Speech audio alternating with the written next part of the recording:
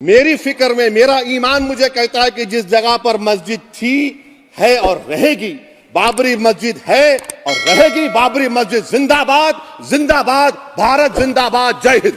तो मैं ये पूछना चाह रहा हूं कि क्या मोदी सरकार एक समुदाय, एक मजहब की सरकार है या पूरे देश के मजाहिब को मानने वालों की सरकार है, जिसको नहीं मानते उनकी सरकार है? हमको बता दीजिए। क्या मोदी सरकार सिर्फ एक फिक्र और नजरिया हिंदुत्व की सरकार है? क्या इस देश का, इस गवर्नमेंट ऑफ इंडिया का कोई मजहब है?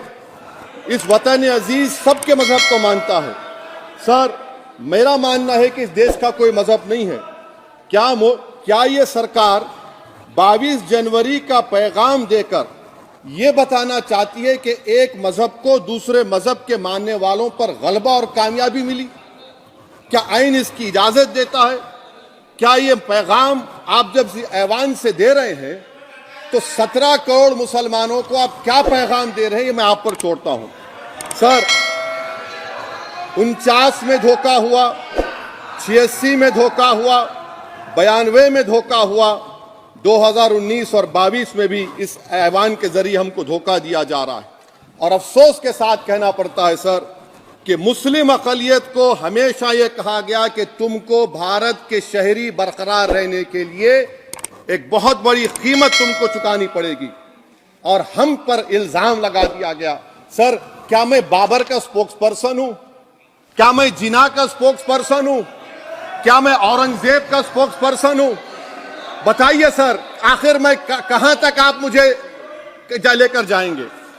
दूसरी बात यह है सर, दूसरी बात यह है कि फिर 6 दिसंबर के बाद देश में फसाद हुआ, नौजवानों को टाडा में डाला गया, जो बूढ़े होकर निकले। यकीनन आपकी सरकार नहीं थी, आपकी सरकार नहीं थी। अच्छा, बल्कि मैं तो मर्यादा पुरुषोत्तम राम की इज्जत करता हूं,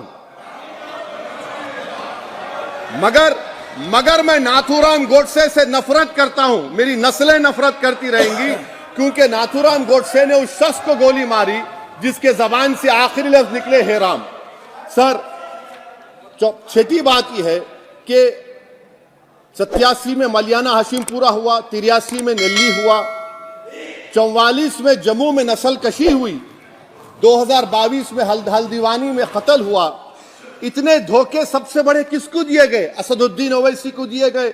मगर फिर भी मुझसे ही कहा जाता है कि वफादारी को तुम साबित करो अपनी ओवैसी। सर, आज भारत के 17 करोड़ मुसलमान अपने आप को अजनबी और एलिनेट महसूस कर रहे हैं। मैं बहुत बड़ी नाइंसाफी होती है, सर ये कोई तारीखी नाइंसाफी को इंसाफ नहीं किया जा रहा है। स्पीकर बल्कि अंग्रेजी में स्पीकर सर, केवल एक प्रश्न का जवाब ओवैसी साहब दे दें कि बाबर को वो आक्रमणकारी मानते हैं या नहीं मानते हैं? पुष्पमित्रा संघा को आप क्या मानते हैं? बताओ, पुष्पमित्रा संघा को आप क्या मानते हैं?